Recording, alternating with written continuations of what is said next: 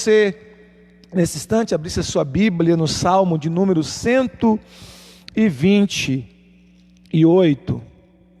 Salmo de número 128. Aleluia.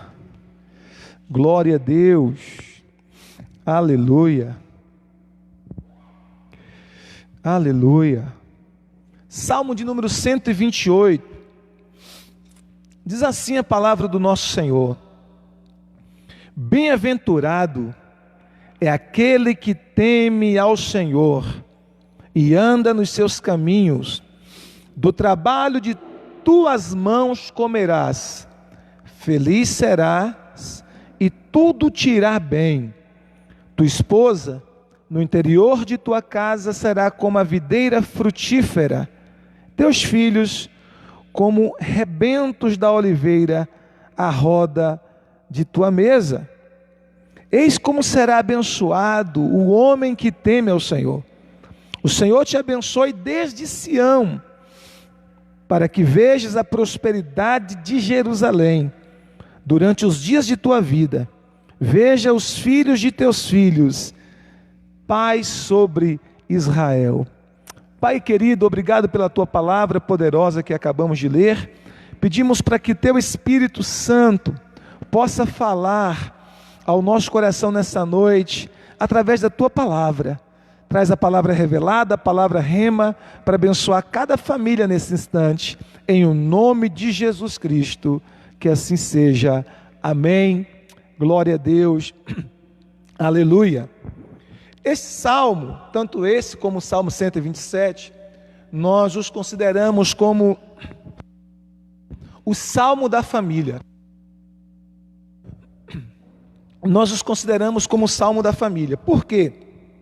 Esses dois salmos falam das verdades de Deus e das bênçãos de Deus para a família, das bênçãos de Deus para o lar, das bênçãos de Deus para a casa, das bênçãos de Deus para que a família possa desfrutar dessas bênçãos do Senhor. E hoje à noite eu queria falar sobre pelo menos 4 características de uma família feliz, Deus deseja que nós, eu e você, com as nossas famílias, possamos desfrutar da sua plenitude, possamos desfrutar da sua bênção. Deus, Ele é um Deus de família, é um Deus geracional, um Deus de geração. Quando Ele salva uma pessoa, Ele não está de olho apenas naquela pessoa. Quando Deus salva uma pessoa, Deus está visando toda a sua família, toda a sua geração e toda a sua descendência. E Deus começa com um. Na minha casa, Deus começou comigo. Eu fui o primeiro da minha família de origem a me converter a Cristo. Aos 16 anos de idade, o Senhor me chamou. O Espírito Santo de Deus veio ao meu coração e falou comigo através de um convite que eu recebi de um primo meu. E eu me lembro dessa experiência muito bem. Isso aconteceu no ano de 1995. Esse ano está fazendo 25 anos que eu tive essa experiência maravilhosa com Cristo. E aquele amigo me convidou, aquele primo me convidou a ir ao culto. E isso era aproximadamente quinta-feira. E ele disse: vem ao culto no sábado. E de longe, né? Eu estava de longe. Quando ele me convidou, ele me chamou de longe e disse: vem no culto sábado. Eu disse: ok. E quando foi no sábado, eu lembro que eu trabalhava no sábado até as 2 da tarde. E depois das 2 eu ficava ali no centro mesmo, em Jequié, esperando o horário de começar o curso que eu fazia na época de computador, bem antigo, um curso de um programa bem antigo chamado MMS-DOS, né? Bem antigo.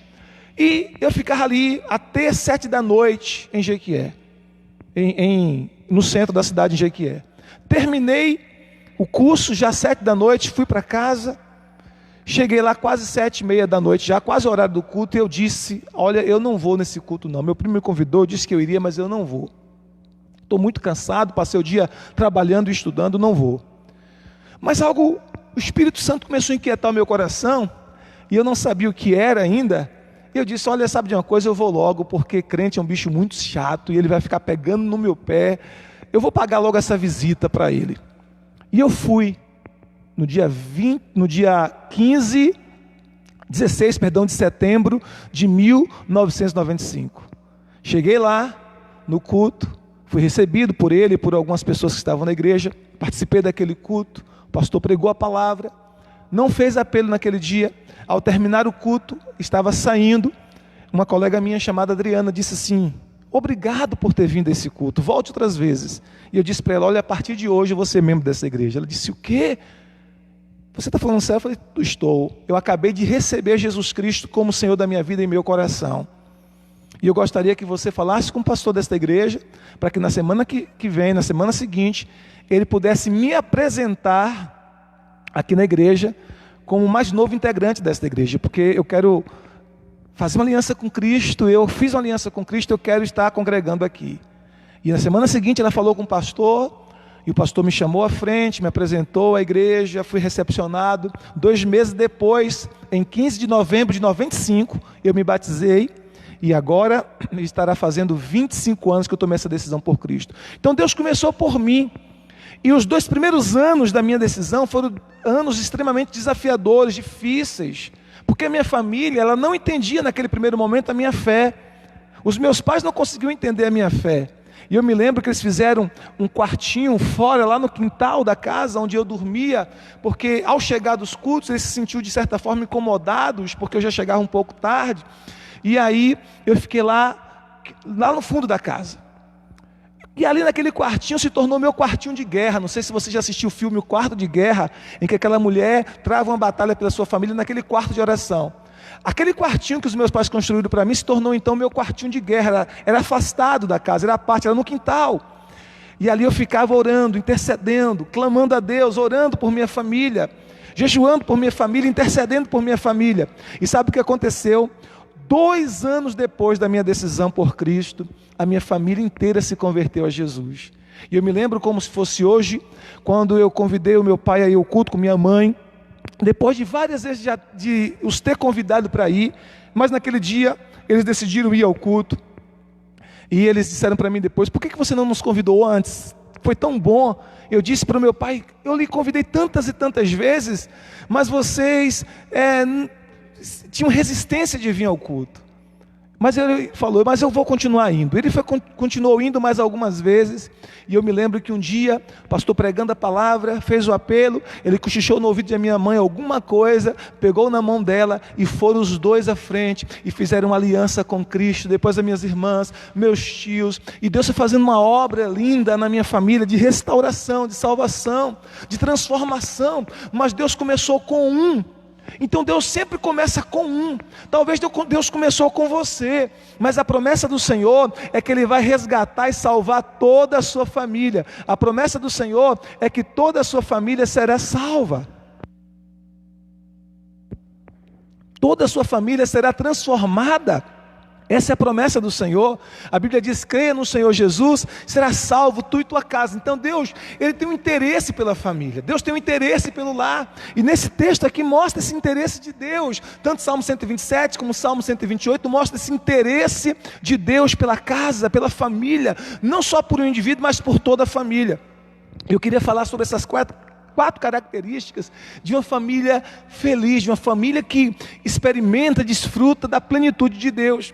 A primeira característica, não em ordem de importância, mas a primeira característica de uma família feliz é que ela é uma família divertida.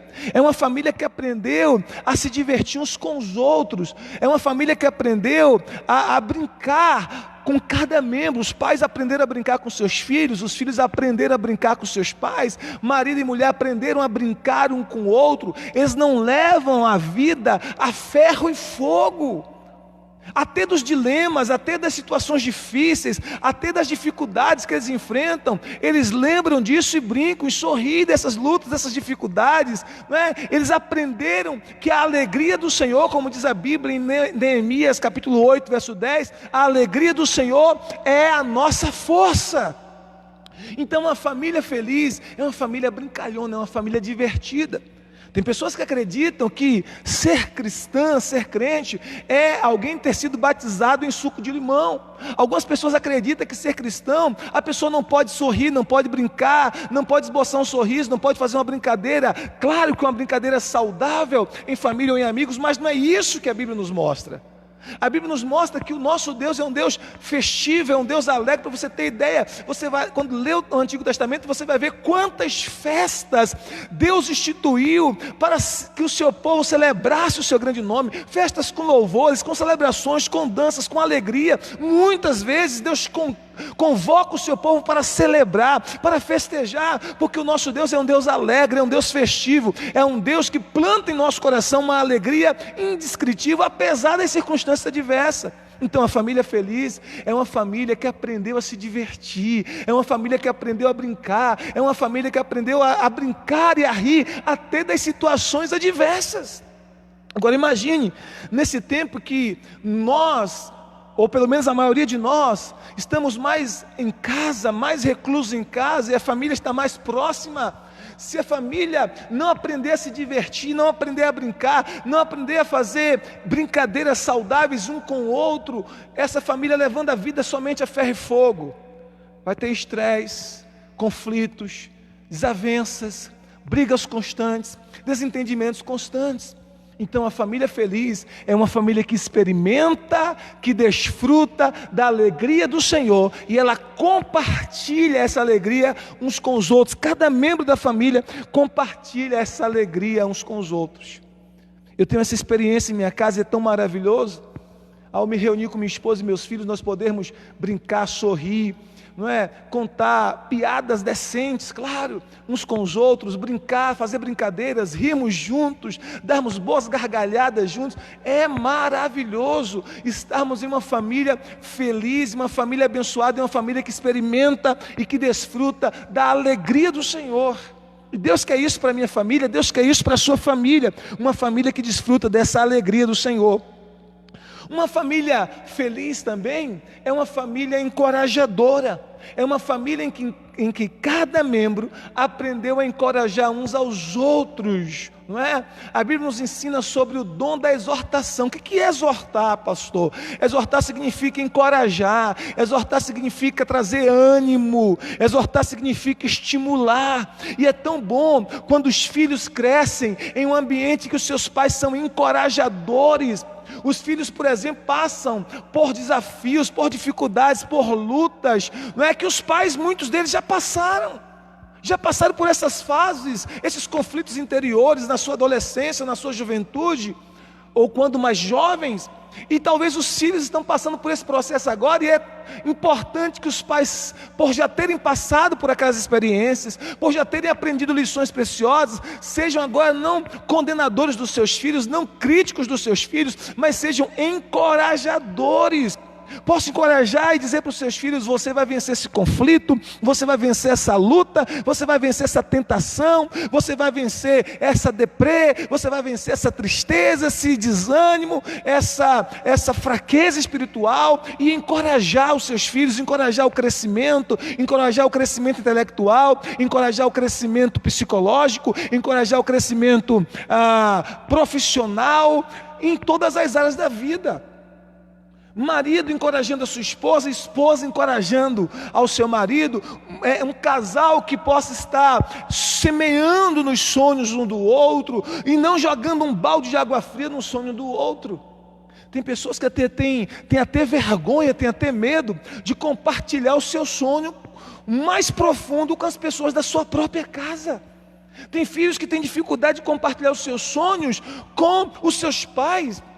E tem cônjuge que tem dificuldade de compartilhar o seu sonho com outro cônjuge. Por quê? Porque sabe que aquela outra pessoa é muito pessimista, é muito negativa, e que vai jogar um balde de água fria nos seus sonhos. Mas a Bíblia nos ensina que a família, ela precisa ser uma família encorajadora. Uma família que está encorajando um ao outro, ao lado um do outro, servindo um ao outro em amor. E quando a família ela é encorajadora, ela encoraja o crescimento do outro, o que vai acontecer? Essa família vai desfrutar de alegria, de plenitude do Senhor. Porque nós temos que entender que uma família é uma equipe. Não pode um membro da família estar competindo com outro membro, não pode os pais estarem competindo com os filhos com os pais, o marido competindo com a esposa competindo com o marido. Nós não podemos cair naquela cilada de que os discípulos de Jesus caíram no início do seu ministério, de dizer quem é o maior. Nós não podemos cair nessa cilada. Claro que na família nós temos uma hierarquia estabelecida por Deus, nós temos a liderança estabelecida por Deus, claro que na família nós temos princípios estabelecidos por Deus, mas não existe quem é o maior, existem funções diferentes, mas todos são importantes diante do Senhor.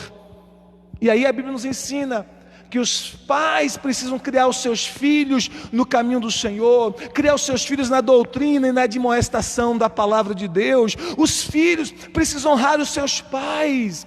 Diz a Bíblia que os filhos devem honrar os seus pais, porque essa é uma promessa para que se vá bem e viva muito tempo sobre a terra. A Bíblia nos ensina que marido e mulher, eles têm que ter um convívio harmonioso. Diz a Bíblia em Efésios 6:25, maridos, amai as vossas mulheres como Cristo amou a igreja e a si mesmo se entregou por ela. Uma palavra para os maridos: amar a esposa, não de qualquer maneira, não com amor hollywoodiano, mas com amor com que Cristo amou a igreja. E aí diz para as mulheres: mulheres, sejam submissas aos seus maridos, respeite os seus maridos. Então, cada um cumprindo o seu papel, cada um cumprindo a sua função estabelecida por Deus dentro da casa, os filhos honrando os pais ensinando, criando, conduzindo os seus filhos no temor do Senhor, marido amando a esposa respeitando o marido. Quando os papéis são cumpridos e quando cada membro da família é um encorajador do outro, está encorajando os sonhos, encorajando a vida, encorajando o crescimento, essa família desfruta de alegria, de felicidade e de plenitude de Deus. Então a segunda característica de uma família feliz é uma família encorajadora. Encorajadora. Eu me lembro que alguns anos atrás, a minha esposa dizendo para mim, porque ela já tinha esse sonho há muito tempo de cursar psicologia, ela dizendo: amor, eu tenho esse sonho e parece estar tão distante. Eu disse: faça o vestibular. Ela disse: mas é tão caro. Eu disse: faça, você vai passar, Deus vai prover. Encorajei, animei, ela fez, passou, fez o curso, concluiu, e hoje é uma profissional excelente para a glória de Deus. Então nós precisamos estar estimulando uns aos outros, nós precisamos estar encorajando uns aos outros dentro do ambiente da casa. A esposa precisa animar o seu marido nos sonhos que Deus colocou no coração dele. O marido precisa animar a esposa nos sonhos que Deus colocou no coração dela. Os pais precisam animar os filhos nos sonhos que Deus colocou no coração deles. E os filhos também em relação aos pais. Encorajar, animar. Em momentos difíceis, dar ânimo um para o outro, estar ao lado um do outro. É assim que Deus quer que a família viva. Então a família feliz é uma família que encoraja o crescimento um do outro.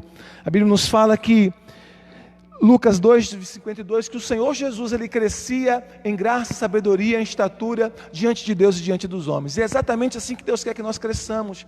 Deus quer que nós cresçamos de forma integral em cada área da nossa vida, encorajando, recebendo encorajamento dos nossos familiares, encorajando também os nossos familiares. Aleluia! Uma família feliz também é uma família em que cada membro protege o outro membro. Deus me deu a missão como sacerdote do meu lar de proteger a minha esposa e de proteger os meus filhos. Essa é a missão que Deus me deu como sacerdote do lar. É uma missão que Deus deu a você que é marido como sacerdote do seu lar. Mas também cada membro da família precisa proteger um ao outro. Proteger guardando em oração, guardando a intercessão, proteger não falando mal, proteger não criticando, proteger não falando das fraquezas do outro, não expondo as fraquezas do outro. Isso é muito importante. Tem cônjuges que eles fazem questão de expor as fraquezas, as falhas, ou aquilo que eles consideram ser defeitos no outro cônjuge. Eles têm a mania de falar disso publicamente, de fazer questão de alguma forma menosprezar o outro publicamente para se sentir melhor. Isso é triste.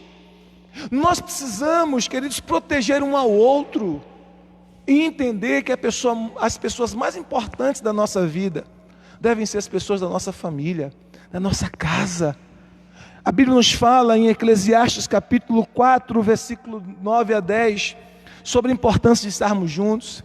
A Bíblia nos fala sobre a unidade que deve haver na família, e fala que o cordão de 3 dobras não se quebra facilmente. Significa que Deus é essa terceira dobra desse cordão, né? Ali com a família, abençoando a família, sustentando a família. Então nós precisamos entender que a família, para ela ser feliz, é necessário que cada membro esteja lutando para proteger um ao outro, lutando para proteger um ao outro.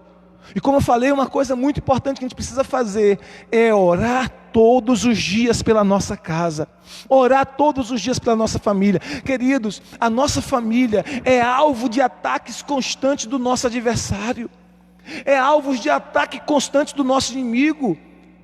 A coisa que o inimigo mais quer é destruir a nossa família, destruir o nosso lar, é destruir o nosso casamento, é destruir os nossos filhos.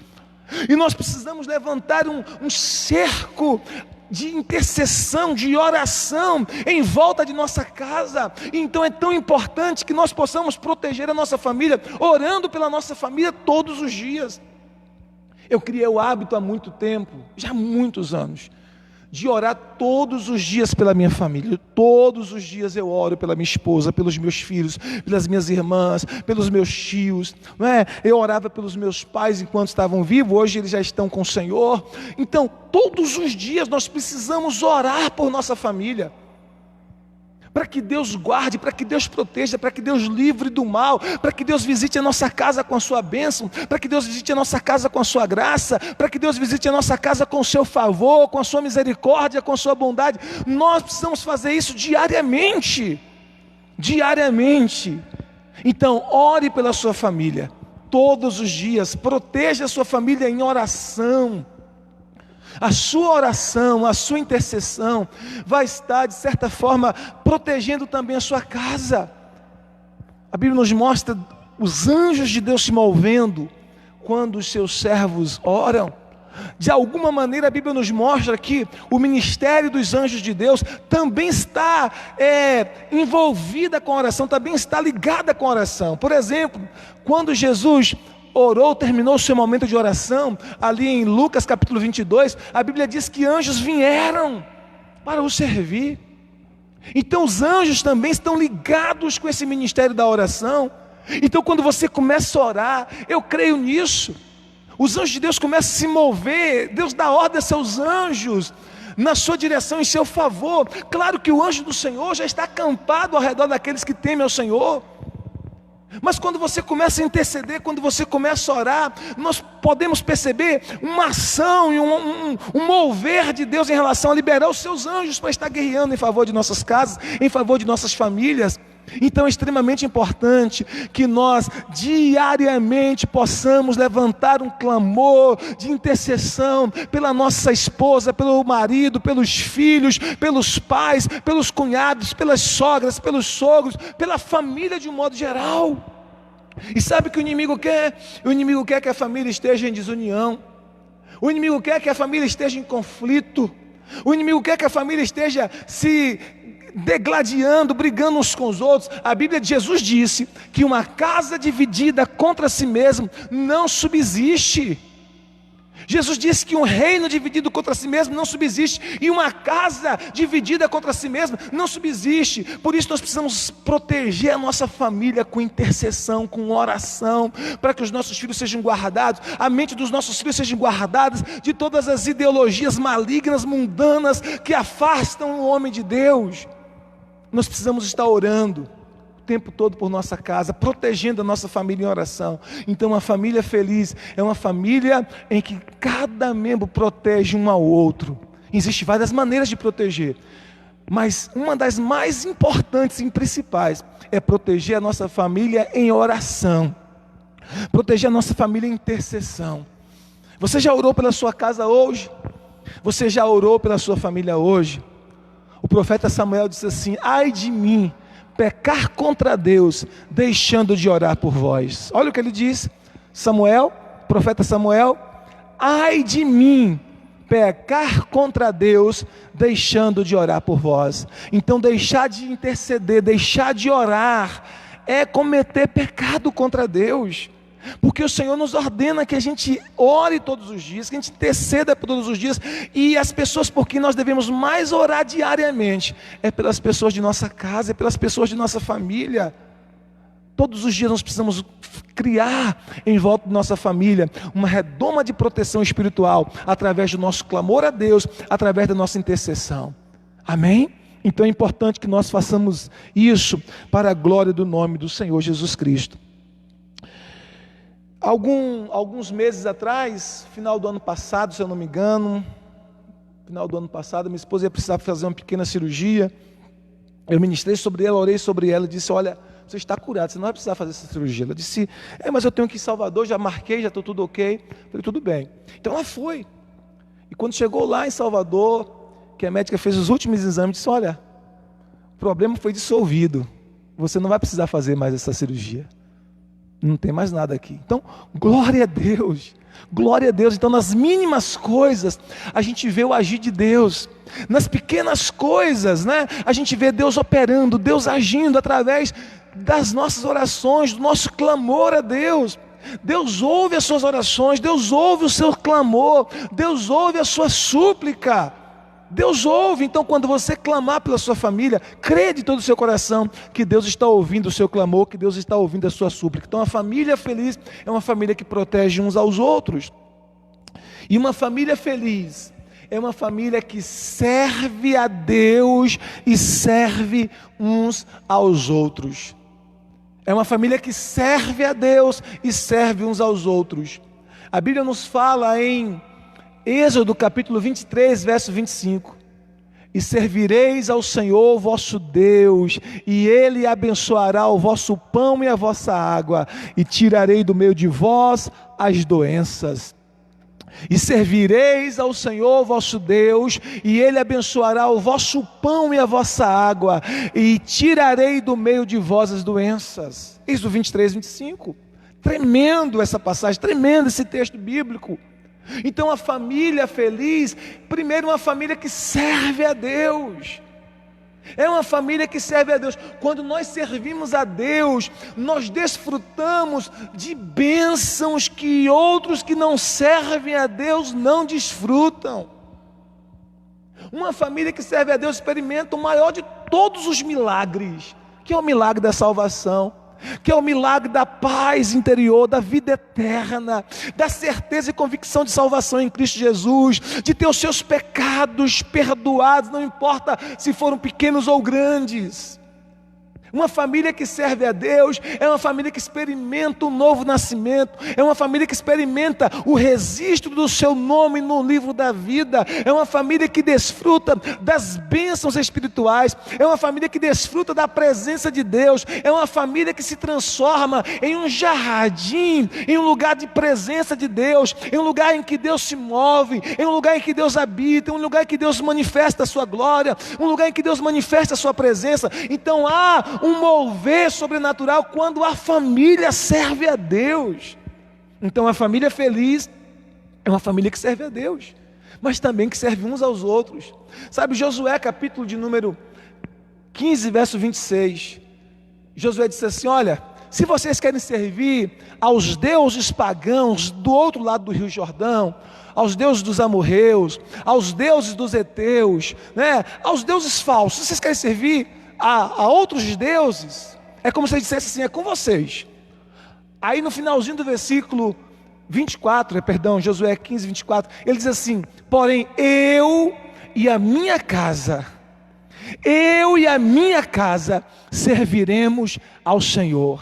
É como se Josué, como líder espiritual da família, é como se Josué, como sacerdote, não apenas como líder, não apenas do povo de Israel, mas como líder da sua casa, como sacerdote espiritual do seu lado, disse assim: olha, se vocês querem servir a outros deuses, a deuses falsos, a deuses pagãos, que vocês estejam dispostos a sofrer as consequências disso.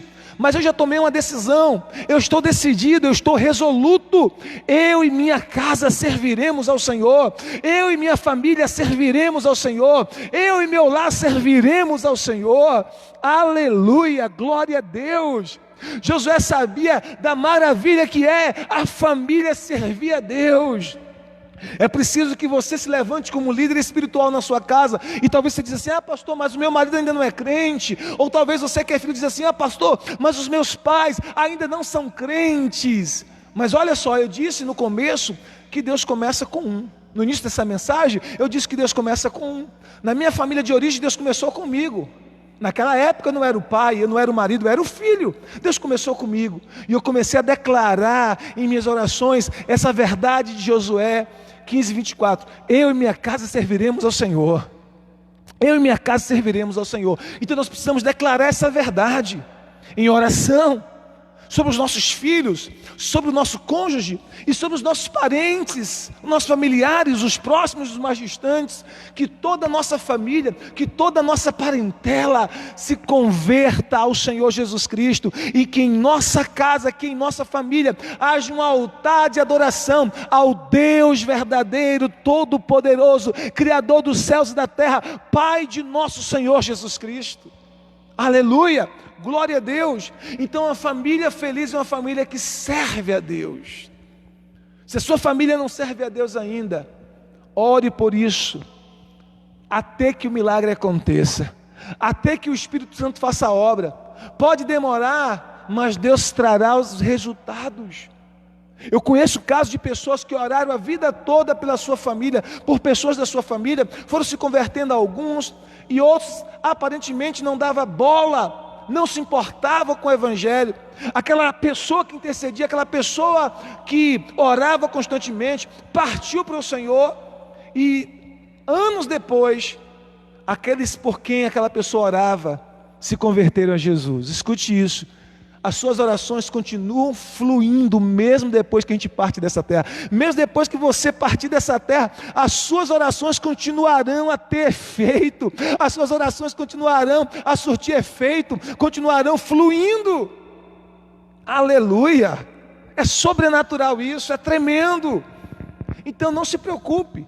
Você é um semeador, continue semeando a intercessão, a oração. Vai chegar o tempo de você colher. Por mais que pareça estar demorando, mas vai chegar o tempo da colheita, e Deus dará uma colheita abundante à sua casa, Deus dará uma colheita abundante à sua família, em nome de Jesus. Que os seus filhos, a sua casa, seu marido, sua esposa, a sua parentela se converta a Jesus Cristo, receba Jesus como Senhor e Salvador de suas vidas, tenham suas vidas transformadas, seu casamento abençoado, a glória de Deus envolvendo a sua casa, a presença de Deus tomando o seu lar, você e sua família experimentando do toque do Senhor, e o Senhor tocando o seu chofar na tua casa de livramentos e de graça sobrenatural, trazendo salvação para a tua família, trazendo salvação para a tua casa. Você crê nisso? Diga amém, diga glória a Deus.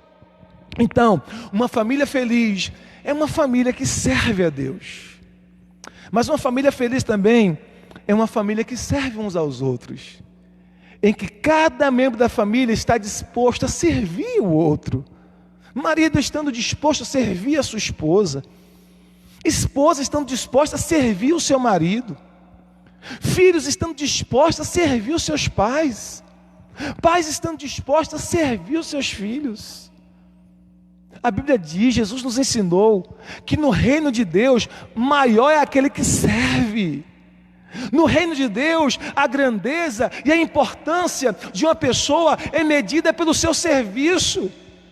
No mundo, a importância de uma pessoa é medida por outros parâmetros: intelectualidade, recursos financeiros, poder político e outras coisas mais. Mas no reino de Deus, a grandeza de uma pessoa, no reino de Deus, a importância de uma pessoa é medida pela sua disposição de servir.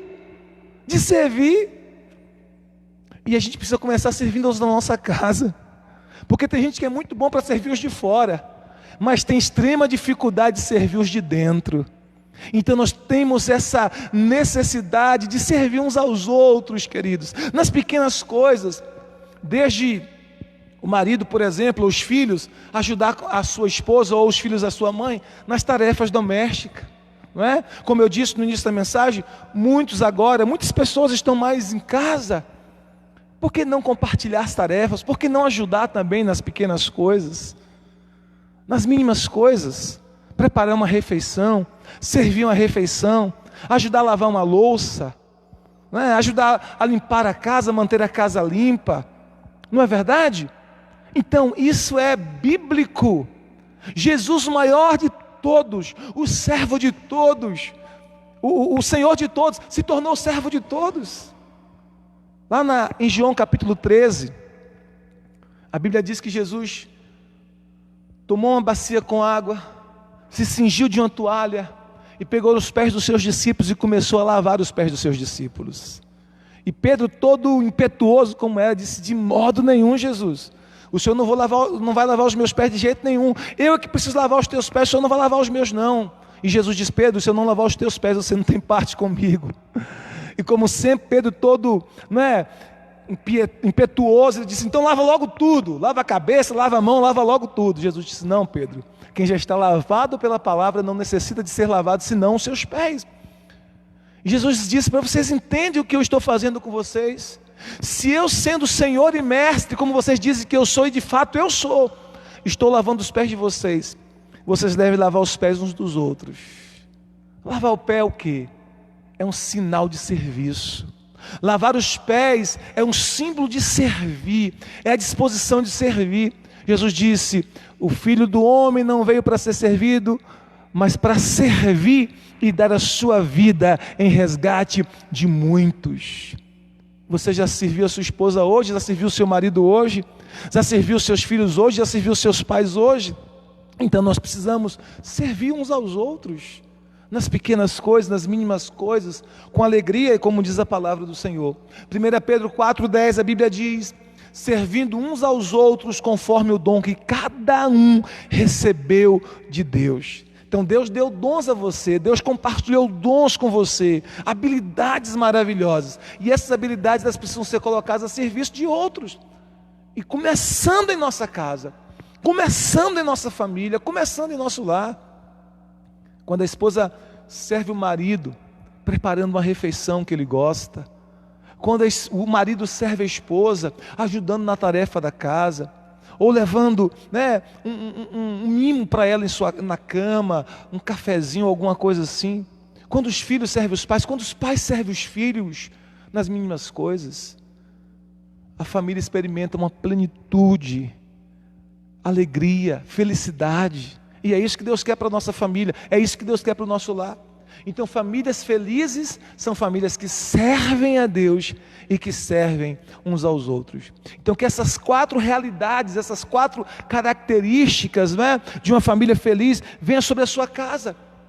Uma família divertida, brincalhona, uma família encorajadora, uma família em que cada membro está protegendo um ao outro, e uma família que serve a Deus e que serve uns aos outros. Que essas realidades de uma família feliz estejam presentes na sua casa, estejam presentes no seu lar, e que você e a sua família experimentem dessa bênção, dessa graça maravilhosa, sobrenatural.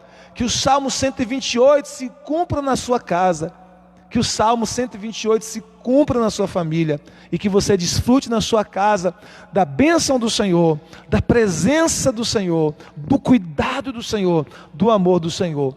Que aquelas áreas da sua família que precisam ser restauradas, transformadas, que haja uma intervenção sobrenatural do Senhor, que haja um milagre sobrenatural do Senhor, que haja a restauração nessa noite, em nome de Jesus.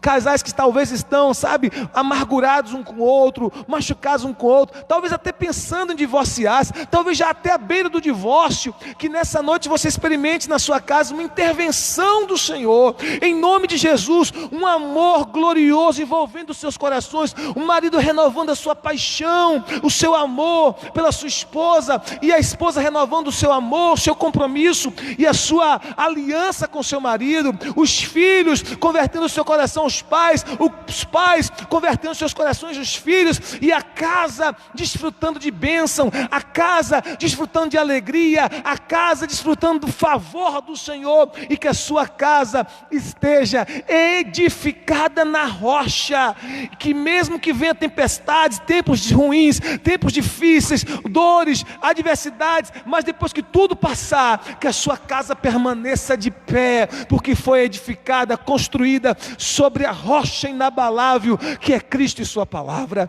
Você recebe essa bênção sobre a sua casa, você recebe essa bênção sobre a sua família. Digo, eu recebo, meu pastor, em nome de Jesus, que você se aproprie dessa bênção para a sua casa, para a sua geração, para os seus descendentes, em nome de Jesus. O Salmo 90, 128 diz que você veja os filhos dos teus filhos, amém? Que você possa ver os filhos dos teus filhos e a paz sobre Israel, aleluia, glória a Deus.